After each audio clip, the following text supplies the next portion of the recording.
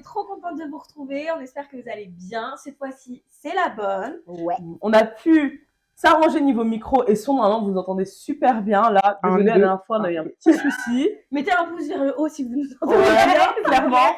Là, normalement, tout est nickel. Et donc, aujourd'hui, on se retrouve pour notre deuxième vidéo dans laquelle on va aborder la thématique des réseaux sociaux. Un sujet qu'on connaît plutôt bien, je pense. Hein. Ouais. D'ailleurs, j'ai une petite question. C'est quoi votre premier post sur Instagram? Moi, je crois que mon premier post sur Insta, c'est une photo où je suis maquillée. Enfin, c'est un truc en mode un peu artistique make-up, un truc dans ce style-là. Parce qu'en fait, moi, c'est pas mon compte. C'était pas un compte que j'utilisais avant en compte perso, donc je mettais du make-up. C'est ça. Mais ouais, ça fait longtemps. Je m'en souviens de ouf. Bah, franchement, pour On va l'époque. mettre des fonds et tout. Ouais. Attends, mais c'est quelle époque ça? C'est 2017. Moi, ça devait être de la bouffe ou alors mes chaussures de haut, mais un truc hyper lifestyle, pas un truc comme je poste maintenant. Quoi. Ouais. Je sais pas si c'était Barexco à l'époque. Ouais. Toi, je sais que c'était Cassandra parce que je te suivais déjà. Ouais, moi, mon nom a changé. Ok. Et mon premier post, je crois que c'était soit du nail art, mais vous savez, c'était l'époque où c'était à fond nail art et tout, YouTube, tout ça et Avec des tout. triangles. Ouais, ou même le marbre où tu mettais le vernis dans l'eau et après tu mettais ton doigt et tout ça. Oui, ok. C'était soit du nail art, soit c'était un outfit mais éclaté au sol dans mon jardin. Donc vraiment pas l'esthétique que j'ai aujourd'hui de mon compte. Et moi, à l'époque où j'utilisais Insta, je mettais des photos de bouffe. Genre, parce que mon ancien petit copain, en fait, il est dans la restauration. Et du coup, on faisait beaucoup de restaurants gastronomiques. Donc, on en fait énormément. J'adore ça. Et du coup, je mettais nos plats, machin. Après, vite fait, un petit selfie. Après, des photos avec mon chéri. C'était des trucs comme ça. Et arrivé à la fac, on s'est séparés avec... voilà. Et moi, j'ai toujours aimé la mode. De toute façon, j'en ai fait mon métier. Et du coup, je prenais des photos au miroir. Maintenant, on en voit beaucoup. C'est revenu à la mode, d'ailleurs, les photos selfie miroir. Alors que je me disais que c'était has-been. Ouais, c'est grave revenu à la mode. Et moi, si on regarde bien mes premières photos look, c'était vraiment miroir, mais parce que j'aimais bien mon look et je partageais. Et ensuite, comment j'ai réussi à me faire connaître, c'est parce que tout simplement sur Rennes, en fait, avec mon autre ensemble de petits copains, on avait une émission de mode. Ok. Ouais, qui s'appelle Fashion Break. Donc c'était lui qui l'avait mis. Et du coup, moi, après, j'en apprends avec lui. Ouais, moi aussi. Et du coup, j'étais devenue chroniqueuse. Et du coup, c'est comme ça, en fait, les gens après une potiche par-ci, donc ils likaient, il y a des nanas qui aimaient bien la vibe. Ouais, je sais que vous ne connaissez pas cette histoire. C'est trop drôle parce que tu dis que tu as été chroniqueuse, mais Ouais. quand on a décidé de lancer Big Girls Energy, tu étais celle qui était la plus stressée. Ouais, j'appréhendais un peu, mais... complètement. Ouais. Alors qu'on a... En fait, je vous explique, on avait une émission de radio, il avait une émission de radio, donc moi, je suis une chroniqueuse, donc ça a commencé en radio. Et après, on a décidé de faire de la vidéo, et du coup, en vrai, mes premières vraies chroniques et tout, c'était en vidéo et tout, comme là. Trop bien. Ouais, en fait, moi, je suis en train de réaliser en fait le chemin que Mais oui. je suis revenue. T'as encore des extraits de ce moment-là? Je pense que je peux vous trouver des extraits. Ah ouais, ouais. ce serait Faut cool. Ouais. voir. Vous voulez voir? Ça serait cool. Oh, Vous mon voulez Dieu. voir. Vous voulez. La manière dont j'ai créé mon compte, moi, c'est pas... Enfin, en gros, Ouais. pour raconter un peu ma petite vie, j'avais les réseaux, etc. Moi, de base, je prenais tout le monde en photo. J'ai plein d'appareils photo, je filme tout, etc. J'adore ça. Sauf que en parallèle, j'étais jamais sur les photos. Je fuyais toutes les photos. Au point que quand c'était ton anniversaire, les gens faisaient tout le temps une vidéo, vous vous rappelez, à l'ancienne, Ouais. avec la musique. Ouais. Moi, il n'y avait aucune photo de moi, donc mes potes, à chaque fois, ils m'attrapaient par le col. Et donc, je me suis dit, en 2017, je me suis challengée, en gros, et je me suis dit, tu vas te créer un compte où tu vas t'efforcer de, tout le temps, te mettre en photo. On voit toujours ta tête et compagnie. Okay. Donc, c'est ce que j'ai commencé. Et après, quand je l'ai fait, 2 mois après, il y avait un casting pour un shooting. Je me suis fait, vu qu'on est dans le challenge, je me suis lancée comme ça. Ils m'ont pris, j'ai fait le shooting. C'est un calendrier carré black box. Un calendrier. Ah oui, c'était noir, la boîte noire avec des écritures assez grosses. C'est ça. Là. C'était une box cosmétique. Je suis allée sans conviction. Tout fait était on flic. Moi, j'étais avec mon foulard. Je suis venue comme ça. Je suis passée devant le jury. Ils m'ont pris. Et donc j'étais en mode ok, c'est ma première expérience en tant que mannequin. Vu que c'était l'année du challenge, je me forçais à mettre des photos de moi, 3 photos de moi par semaine. Les angles que j'aimais pas, je me faisais violence. Et en fait, de fil en aiguille, ça a donné ce que je suis là aujourd'hui. Il y avait aussi les challenges de Gaël Prudencio, French Curl. Voilà, je pense que c'est de là aussi. Je mettais l'hashtag et compagnie. Et ouais. Mais moi, je rebondis sur ce que tu dis. Je publiais jamais, mais jamais de photos de mon corps. Genre, j'étais complexée au début. Je me souviens, c'était encore... Et après, j'ai vu, du coup, d'autres nanas rondes publier des looks et tout. Et je me suis dit, bah, moi aussi, je peux le faire. J'ai déjà un petit look et tout, machin. Donc, je vais le faire. Et ça m'a trop aidé à me libérer par rapport à ce truc-là. Bah ouais. La photothérapie, c'est Mais c'est ça. aidant C'est incroyable, à hein. s'accepter et Ouais. à s'aimer pour... Parce qu'en fait, on se dit, enfin souvent, parce qu'il y a des filles qui me disent, mais comment tu fais pour poser, etc. Bah, j'ai fait comme tout le monde. Au début, je me suis forcée. Enfin, moi, c'est un peu plus au hasard parce que c'était une fille de ma classe qui faisait des photos lors d'une sortie. Et elle m'a pris en photo et elle m'a dit, mais Alice, c'était grave photogénique. Et en fait, au début, moi, j'ai commencé à poser, mais tu sais, pour rigoler et tout. Et on a fait des photos. Les photos, je les ai encore. Et genre, elle me dit, mais t'es grave photogénique. Et même moi, je me trouvais belle. Et c'est comme ça qu'en fait, je me suis grave lancée à faire des photos et à être à l'aise. Et c'est ce que je dis aux filles, genre, on ne dit pas que tu dois devenir mannequin du jour au lendemain ou tu dois devenir. Mais vas-y, offre-toi un shooting photo. Franchement, c'est un vrai. Mais Pour que clairement. tu vois ta propre beauté, en fait. Non, mais Moi, je conseille ça aussi aux Ouais. filles. Genre, un shooting photo, en vrai, ça coûte un peu d'argent, mais ça va te permettre de te voir sous l'œil de quelqu'un d'autre. Et c'est tellement. Enfin, moi, je vous Mais oui. recommande aussi de faire ça parce Ouais. que c'est. Faites un Incroyable. shooting photo. Ouais. Mais moi, c'est ce que je dis tout le temps. Fake it until you make it. Et Ouais. moi, c'est vraiment ce qui m'a aidée. Et c'est comme ça que j'ai commencé aussi mon compte Instagram. Mm. Après, moi, je me suis tout de suite lancée à faire des looks parce que j'aimais trop ça et parce que les make-up, look, make-up et aussi look tenue outfit. Et moi, ça n'a jamais été un problème. En fait, moi, mon corps, ça a toujours été comme si je le voyais genre de l'extérieur. C'est comme si j'étais dans le déni, en fait, de mon corps et que je postais sans, sans penser à ce que ça pouvait entraîner, à ce que mon corps soit vu, à ce que mon corps était gros, etc. Donc, j'ai commencé à poster. Et au début, c'était que mes copines qui likaient, etc. Et puis, de fil en aiguille, il y a d'autres gens qui sont arrivés. Et puis, mes copines, elles partageaient. Et puis, elles disaient, ah, mais j'ai ma pote et tout. Et c'est comme ça que mon compte est né. En sachant que tu as toujours eu une passion pour la mode. De toute Oui, façon. voilà, j'ai toujours eu une passion pour la mode, mais quand je regarde mes looks, j'en mettrais quelques-uns. Éclaté. C'était éclaté. Oh, Mais en fait, c'est quand je les regarde, je sais à ce moment-là ce que je ressentais, tu vois. Genre, moi, je suis trop en mode, ah ouais, là, je suis trop fraîche, cette photo, elle est trop bien et tout. Mais non. Moi, j'ai créé un Insta comme tout le monde en 2012-2013. Et à l'époque, je pense que j'avais dû mettre potiche quelque chose. Et après, très vite, déjà ça a été... ça Ouais, après, ça a été très... ça a dû être un mois. Et après, j'ai mis Queen Potiche très vite. Parce qu'en fait, Potiche, en fait, c'est un délire avec mes copines du lycée. Donc, du coup, fallait trouver un pseudo. Et en fait, je suis rennaise de base. Donc, du coup, Reine, Queen numéro 1, voilà, Potiche. C'est comme ça que c'est sorti. Ah ouais? Ouais, c'est comme ça que c'est sorti Queen Potiche. En fait, c'était un jeu de mots, mais en même temps, c'était vrai. Ah ouais, j'avoue. Parce que je suis reine, Queen, Ouais. et Potiche, le délire avec mes copines, on s'appelait les Potiches. Et c'est arrivé sur Paris. Par contre, là, l'histoire de Queen Potiche que vous connaissez maintenant commence. Parce qu'arrivé sur Paris, donc vous savez, j'ai fini mes études, donc j'ai lancé ma collection de fin d'année, blablabla. Et que j'ai découvert en fait des influenceuses. Et alors qu'avant, j'en suivais pas. Moi, je connaissais des blogueuses, mais des influenceuses, du coup, grosses. Et c'est là que j'ai vu Ludivine, Noémie. Enfin, genre, je les ai vues et je suis là, mais attends, waouh, elles sont trop géniales, ces filles. Et du coup, j'ai commencé à les suivre. Et à ce moment-là, les filles, elles ont commencé aussi à prendre connaissance, enfin, Fadela aussi, et qui ont pris connaissance de mon compte et de mon travail. Et quelques photos, parce que du coup, je mettais aussi mon travail à l'époque de ce que je faisais et tout. Et elles ont commencé à reposter les trucs, et c'est comme ça qu'aujourd'hui. Ouais, je pense que Ludivine aussi, c'est une des premières qui m'a reposté. Ouais, Ludivine. Ludivine, Fadela. Ouais. Ah ouais, moi, vraiment, les trois. Bah, moi, en premier, c'était Gaëlle Prudencio, depuis le collège. Après, il y avait Stéphanie Zwicky. Moi aussi, Stéphanie Zwicky, j'ai peur d'écorcher. Ouais. Et quand je suis arrivée au lycée, c'était Lala. Mais ouais, c'était incroyable ce moment où j'ai découvert qu'il y avait une communauté de grosses stylées sur les réseaux. Je suis pas toute seule en fait, genre, il y a des filles qui s'aiment comme elles sont et tout, mais c'était pas du tout body positive ou quoi que ce soit, c'était juste des femmes grosses qui s'habillaient, qui partageaient des plans de vêtements, parce qu'à l'époque, c'était beaucoup plus galère. Enfin, il y a eu Asos qui a été le portail de tous les possibles. Non, mais l'arrivée d'Asos, mais oui, c'est d'ailleurs grâce à eux que j'ai percé, entre guillemets. Parce qu'en fait, ils sont venus me chercher sur mon compte et ils m'ont dit en gros on veut organiser un concours pour gagner 250 € de carte cadeau et en gros la photo on la poste et la photo on la poste en fait sur notre compte et en fait du coup ça redirige sur ton compte.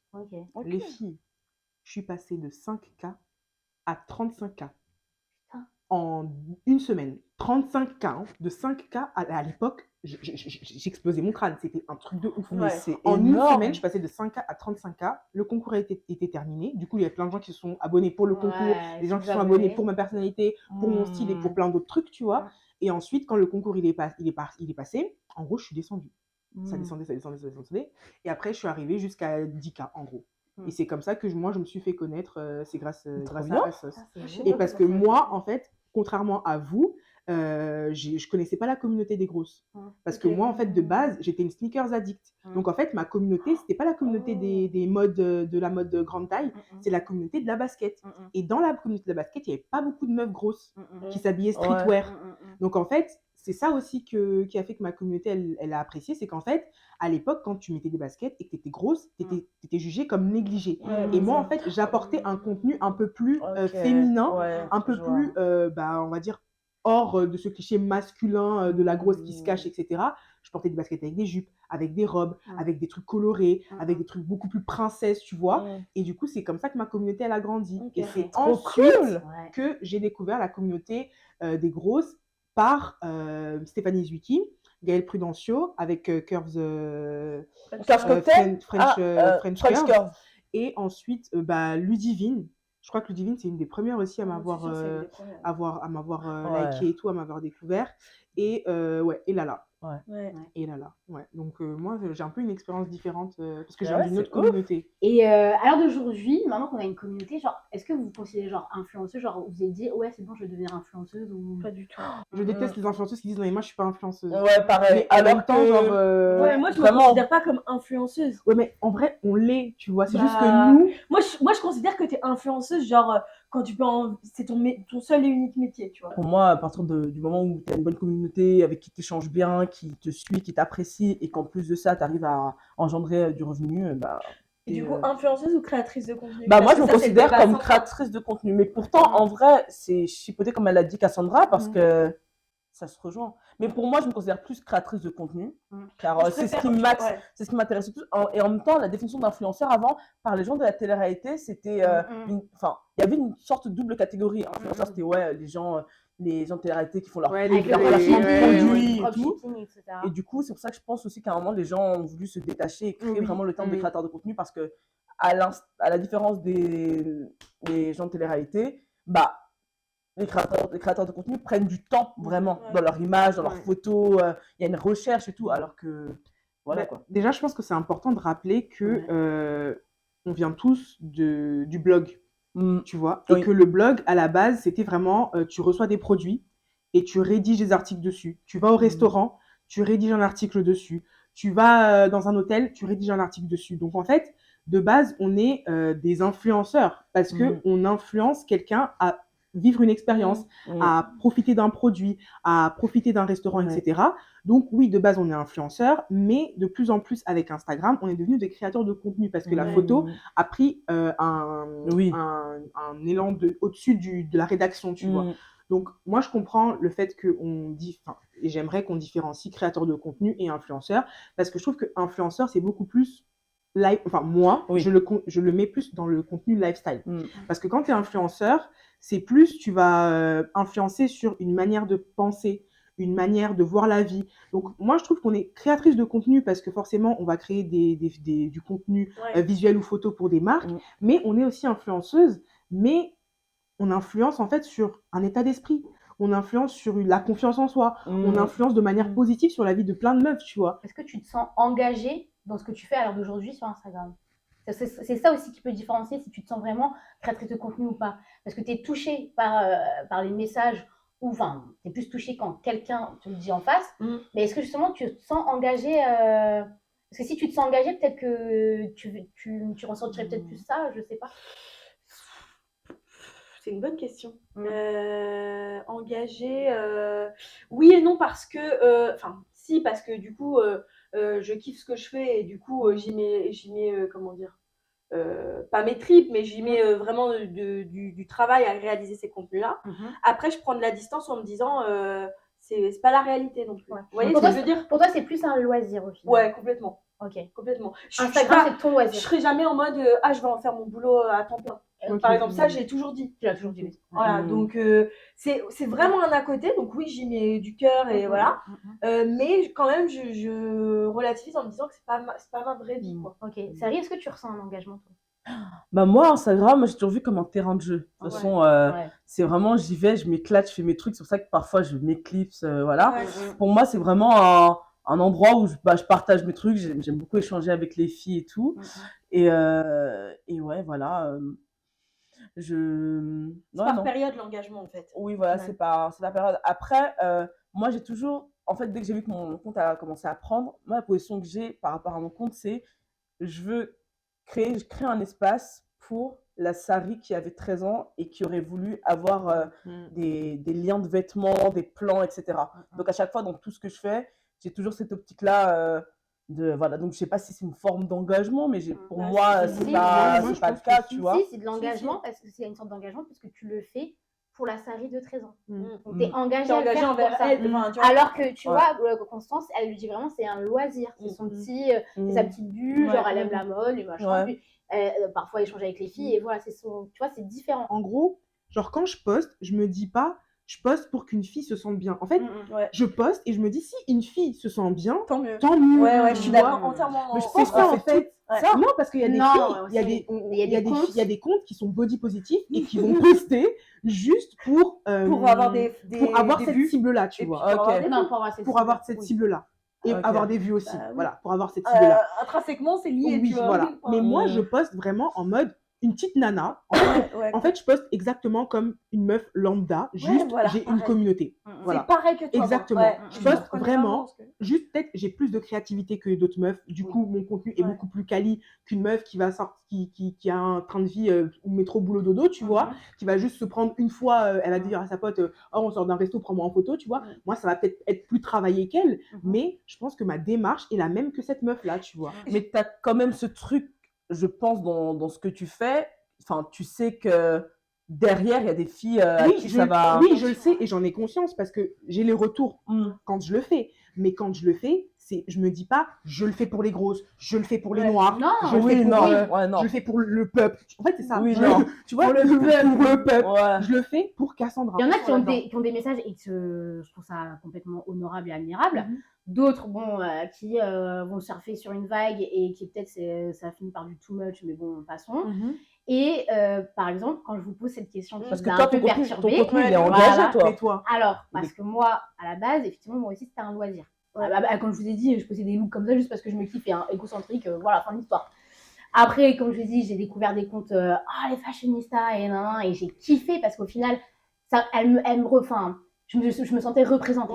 Parce que j'ai toujours été une fille qui adore s'habiller et que je me suis toujours habillée. T'as fait des études dans ça j'ai fait des études dans ça. Dans la vidéo qui a été supprimée, je le dis, c'est vrai que j'ai trouvé des difficultés dans l'adolescence au collège, mais au final, j'arrivais toujours à avoir ces petites pièces tendance, la tendance, la fashionista première. Et du coup, quand j'ai vu ces nanas grosses s'habiller en photo, j'ai dit waouh!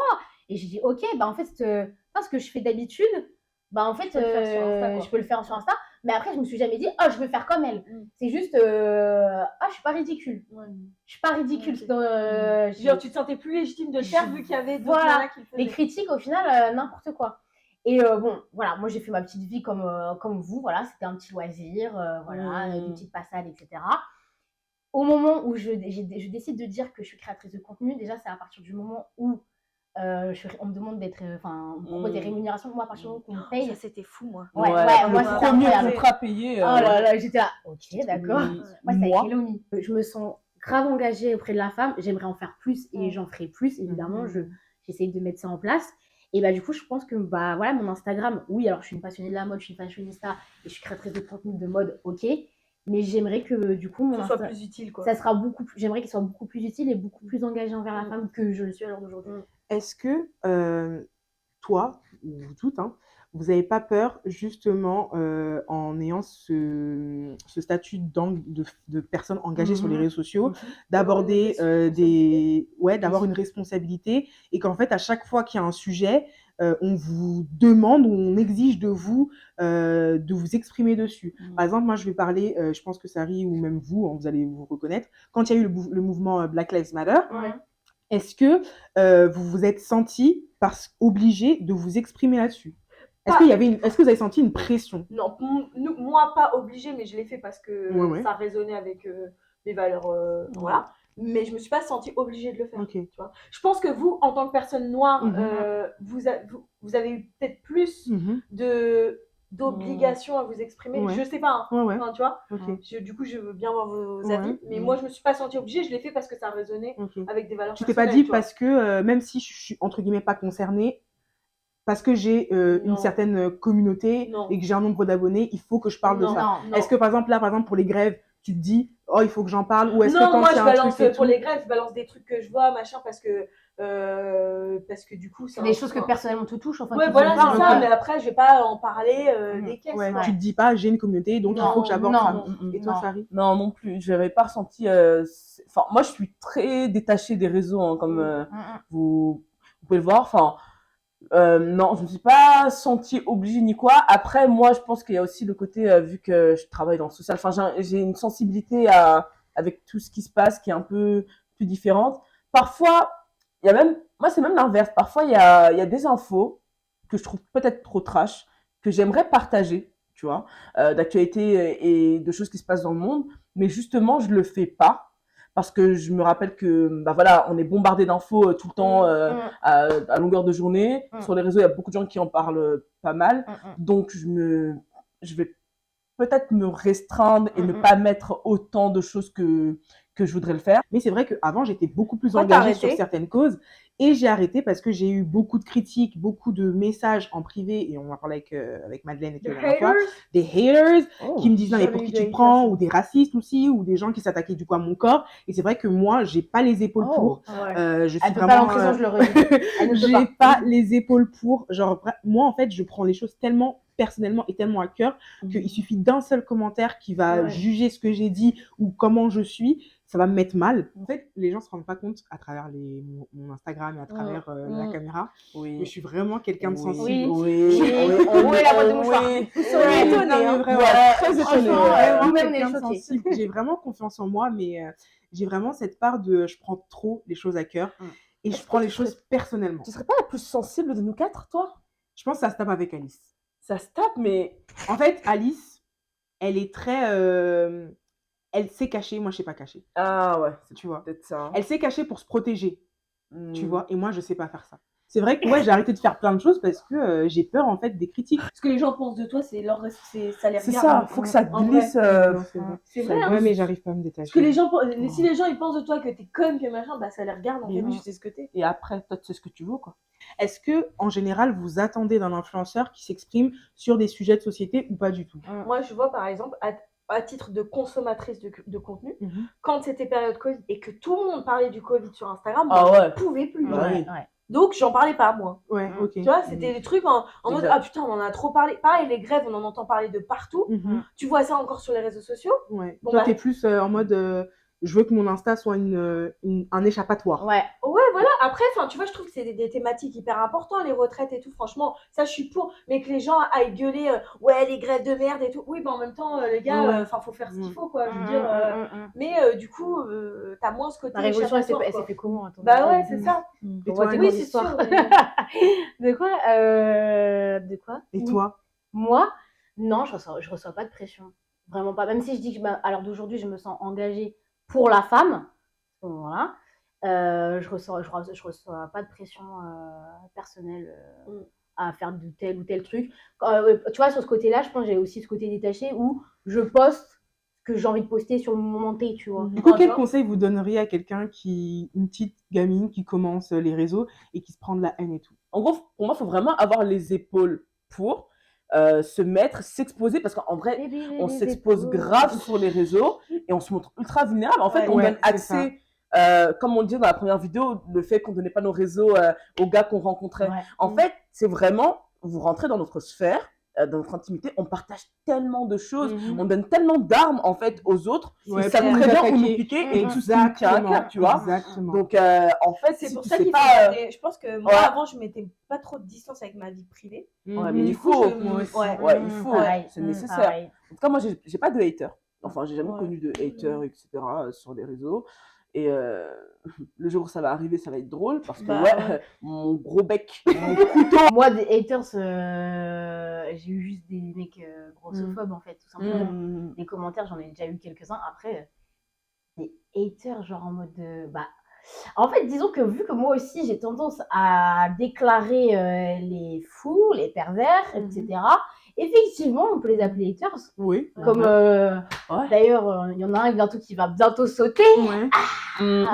Voilà. Parce qu'on ferme pas nos bouches, nous. On ferme pas nos bouches, on dit la vérité en fait. Ouais, c'est important. Et c'est ça aussi quand je vous dis que je suis engagée. Genre, c'est-à-dire que si j'ai la possibilité de dénoncer un fou, aussi, toi, t'as des histoires rocambolesques. Oui, mais ça me passe. Mais heureusement que genre, elle veut pas, genre, elle demande. Tu vois, je demande à l'instant, je demande pas. Moi, ça m'arrive pas, genre, en mode, elle veut, genre, on veut pas, loin de nous, vraiment. Non, je demande pas, mais c'est juste que je pense que parce que, j'aime trop me mouiller aussi, peut-être, j'en sais rien. Je sais pas. Et c'est quoi vos limites, vous, sur les réseaux? Est-ce que vous vous êtes fixé des limites sur ce que vous devez ou non partager sur les réseaux? Du perso sentimental, c'est... Ouais, moi aussi, ça, c'est mort. Okay. Moi, à l'époque, avec mon conjoint, donc je le partageais et tout. J'avais des nanas, même si j'ai confiance en moi, j'avais des nanas qui allaient s'abonner à lui. On est d'accord, vite coupe, toi, tu publieras plus. Mais moi, je publie plus. Moi, la seule personne que je vais publier, vous allez juste savoir le jour où je me marie. Ouais. Genre, en fait, vous allez pas savoir si je suis en couple. Oui, mais tu mets ton mari. Ben oui. Ah, moi non. Non, mais le jour de mon mariage, je vais dire, ben voilà, je me suis mariée, voilà, je me suis mariée, mais après, ce sera plus comme avant où je fais des vidéos avec lui, où je fais des posts avec lui, où ce sera vraiment que des soft lunch. J'ai trop appris. Du coup, ça va venir, genre vos enfants, est-ce que vous voulez publier sur vos réseaux? Non. Quand je vois même comment je suis avec mes proches et autres, parce que moi, en plus, j'ai cette nature qui est méchante, je filtre tout, moi, déjà de base de nature. Du coup, il y a quand même ce truc... on reste authentique, mais comme lorsqu'on en parle nous-mêmes, on sait que, en fait, il y a un certain rythme à suivre et il y a comme des moules, en fait, qui se font. Et limite, si tu veux que ça marche, tu dois te dénaturer pour fonctionner comme... Pour rentrer dans le moule. Voilà. On est naturel. Je vous connais dans la vraie vie et je vous connais sur les réseaux, vous êtes les mêmes. Quand je dis qu'on est moins naturel, c'est dans le sens où on sélectionne beaucoup plus ce qu'on montre et ce qu'on montre plus. On est moins spontané. Tu vois. Pour mon cas personnel, c'est vrai que j'ai beaucoup plus ce recul maintenant de me lisser. Peut-être pour me protéger, je pense, ou aussi parce que c'est ce qui, à un moment donné, primait, tu vois. En fait, quand t'en faisais trop en story, c'était « Ah ouais, elle est fake. Ah ouais, elle en fait trop, elle se montre trop, elle peut pas être comme ça dans la vraie vie. » Du coup, maintenant, je suis beaucoup plus lisse et on me dit « Ah ouais, elle en fait moins, qu'est-ce qu'elle a à cacher, etc. Elle est fake, elle fait ça que pour l'argent. » En fait, tu sais même plus que tu dois être parce que si tu es toi-même à 100%, les gens disent que t'en fais trop, tu vois. Si t'es trop ça dépend de ce que tu dans fais. le partage spontané, heureux, etc. et tout, les gens ils disent « Ah ouais, sa vie peut pas être que joyeuse, tu vois. » Genre, en fait, ils veulent que tu montres les bas. Moi, j'arrive pas quand ça concerne ma vie privée, genre les bas. J'arrive pas à en parler enfin tu vois, c'est mon jardin secret, enfin c'est ma vie privée, je regarde personne. Mais je vois des gens qui partagent des trucs, mais genre en train de pleurer, des trucs sur leur vie vraiment perso, et je me dis mais comment ils font? Moi j'arrive pas. Mais pourquoi tu partagerais une réussite? Tu vois ce que je veux dire? C'est personnel aussi. Bah ouais, mais non, parce que ces personnes-là, par exemple, je sais pas, genre mais il y en a par exemple, tu te maries, ça a gagné, ça te gagner, c'est personnel.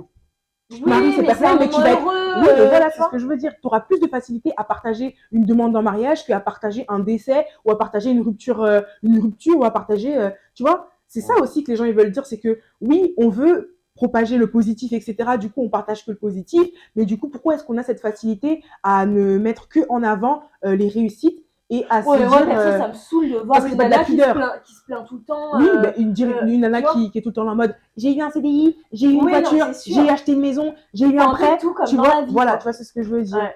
Moi, c'est parce que moi, j'ai peur du voyeurisme. Ouais, moi aussi, c'est ça. C'est pour ça que... L'œil des gens, franchement. Mais la limite, elle est où? La limite, elle est où, tu vois? Parce que le voyeurisme, tu peux aussi l'avoir dans le positif. Ouais, c'est sûr. Ouais. En fait, c'est ça que je comprends, en fait, les gens, parce que je suis là en mode, bah oui, c'est pas question de pudeur, parce que la pudeur, tu l'as pas quand tu dis que t'as un CDI. La pudeur, tu l'as pas quand tu dis que t'as eu ton crédit, que t'achètes ta maison.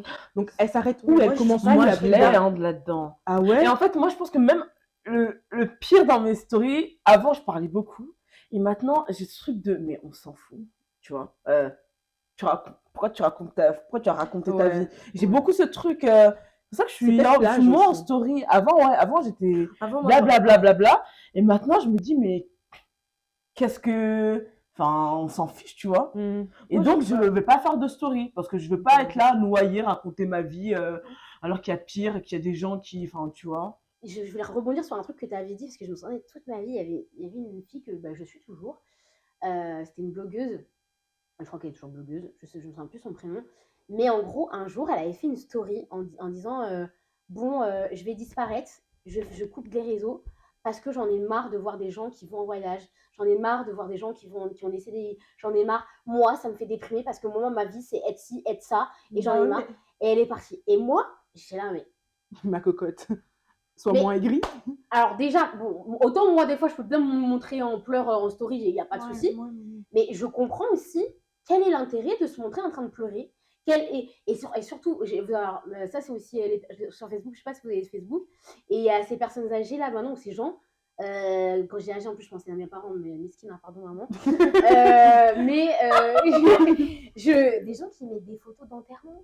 Ouais. Et ça, et c'est là, je me suis dit, il n'y a plus de limite. Les gens n'ont plus de limite. Ouais, et je me suis dit, mais quel est l'intérêt? Moi, si je vais sur les réseaux sociaux, c'est pour partager du fun, la good vibes, ou dire des choses vraies, tu vois. Quand je lui dis des choses vraies, si un jour, je suis en train de pleurer en disant, oh, j'ai vu un chien se faire écraser et je suis en larmes. Désolée, vous avez trouvé ça ridicule, mais sur le moment, quand même, c'est hyper triste. Tu vois, je sais pas, vous voyez, il y a des choses qu'on peut montrer, des choses qu'on ne peut pas. Je pense qu'il y a des choses intimes et pudeurs. Et c'est pour ça aussi que je vais rebondir sur le sujet rapport au corps, se montrer en lingerie, et que ces jeunes qui voient ces filles en lingerie, qui du coup, qui sont pompées là, qui se montent à poil en sous-vêtements alors qu'elles ont 14 ans, et que justement, je dis, ok, moi, je vais avoir 28 ans, je me montre en lingerie, mais parce que, inconsciemment, je pense que ça me fait du bien, mais parce que aussi, artistiquement parlant, j'adore, je trouve qu'au final, mon corps, c'est de l'art. Peut-être que ce sera narcissique, mais c'est ce que je vois. Et quand je vois qu'il y a des femmes, ça leur fait du bien. Quand je vois que des femmes, elles me suivent effectivement pour la lingerie parce qu'elles ne savent pas comment s'habiller, elles n'ont pas conscience, ça me fait du bien. Mais quand je vois des jeunes de 14 ans qui font ça et qui ont plus ce système de vie, ok, vous le savez, mais sur ces trois filles, enfin nous quatre ici, je suis une des filles qui est plus pudique. J'ai une certaine pudeur énorme et qu'on ne se rend pas compte. Tu as été hyper choquée, Cassandra, quand je t'ai dit des choses. Je ne me montre pas, je ne fais pas de nude à mes petits copains ou mes crushs, alors que ça se trouve, on me regarde sur Insta, on se dit, elle est folle.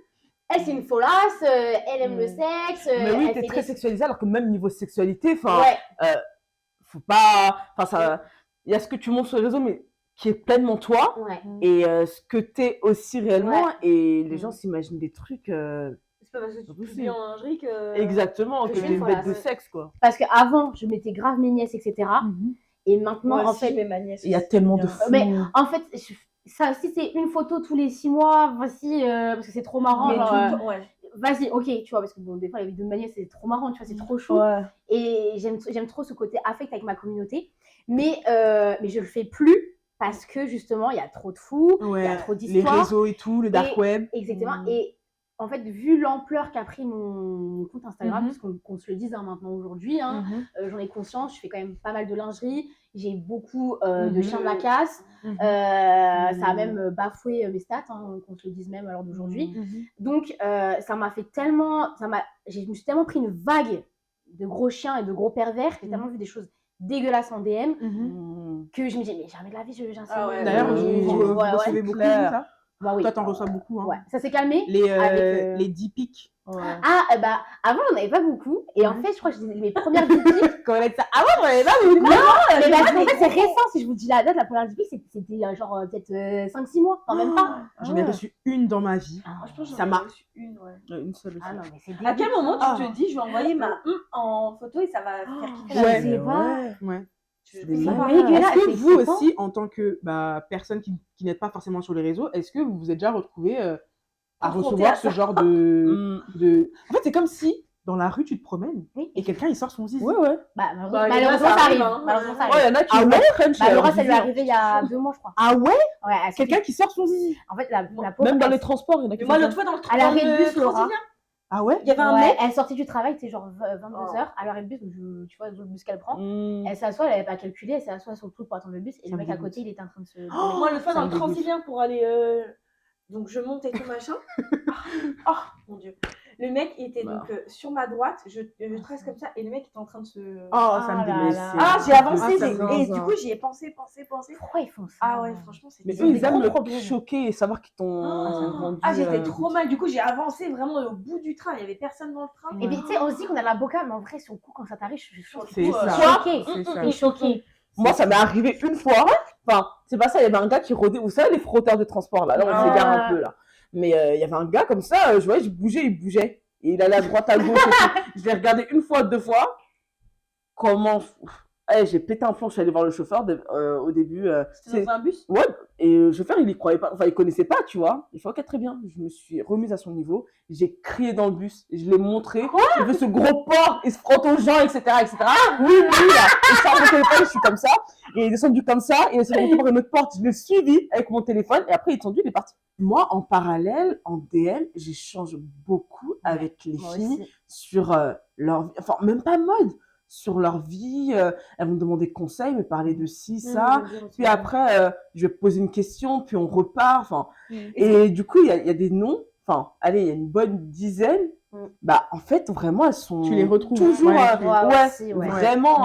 Je sais que des fois, quand je mets des sondages, genre ça va aujourd'hui, machin, et que les nanas elles vont me répondre, je vais leur répondre. Ah, mais tu m'as répondu. Bah oui. Tellement. Moi, quand je mettais les trucs de la météo, quand je regardais toutes les personnes qui étaient en négative, et je leur envoyais un DM. Bah oui, moi moi aussi. Du coup, ouais, voilà. Bah, vous voyez, ça, je pense pas que pour nous, c'est ultra moi, je fais naturel. grave ça. Et je pense que c'est quand, des fois, parce qu'il y en a pas mal qui me parlent de leur vie. Et du coup, elles sont choquées quand des fois je leur envoie un message genre au fait ta grossesse elle se passe bien. Oui. Oh merci de te rappeler. Elles sont trop. Franchement, ouais, c'est ce que je dis, genre ouais, c'est des copines. Genre, si je le fais avec vous, si on s'écrit là les DM sur la fin, pourquoi je le ferais pas? Ouais, exactement. Parce qu'on le fait avec le cœur en fait. Moi j'aime trop suivre parce que quand tu suis la grossesse, après elle t'envoie des photos du petit, elle dit ah bah tiens Tata Cass, et même c'est con, mais genre qu'on m'appelle Tata Cass alors que la meuf je la connais ni d'Adam ni d'Ève, qu'elle me suit juste et qu'elle m'a juste dit bah voilà je suis enceinte, j'ai accouché, voilà le bébé et tout. Enfin, tu rentres dans l'intimité des gens comme eux ils rentrent dans ton intimité. Sauf qu'en fait eux ils sont pas obligés, toi tu le fais, mais eux ils sont pas obligés de le faire. Et des fois de se dire que bah, en fait ils me considèrent comme un membre à part de leur quotidien. Des fois c'est ça qui me dit je suis contente de faire ce que je fais. Mais moi il y a plein de filles qui viennent me voir parce qu'elles ont fait des tentatives ou qu'elles sont sur le point de faire des tentatives ou qu'elles sont en dépression ou alors elles viennent de se séparer, elles sont en mode non mais casse là je suis pas bien. Récemment, j'en ai eu, on ne se rend pas compte, mais il y a des gens qui sont vraiment isolés. Et il y a des gens qui sont vraiment seuls. Et pourquoi on représente beaucoup. Oui, et il y a plus de facilité à te confier à quelqu'un que tu connais pas qu'à ta famille. Du coup, c'est vrai que ça, c'est aussi un danger du fait que les gens peuvent aussi dépendre de toi. Tu vois. Oui, c'est vrai. C'est ça que il faut pas que ça devienne toxique.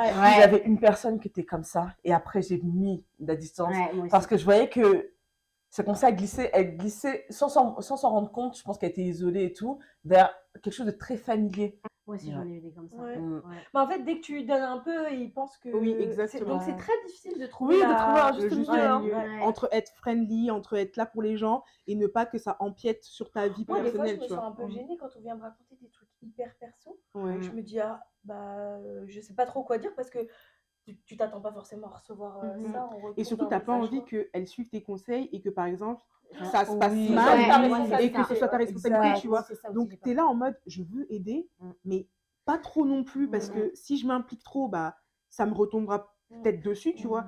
Donc, vous voyez, on est aussi, nous, dans cette position-là. Donc, je sais pas, vous, comment vous vous sentez quand vous nous envoyez des messages, qu'est-ce que vous attendez, quel comportement vous attendez de nous.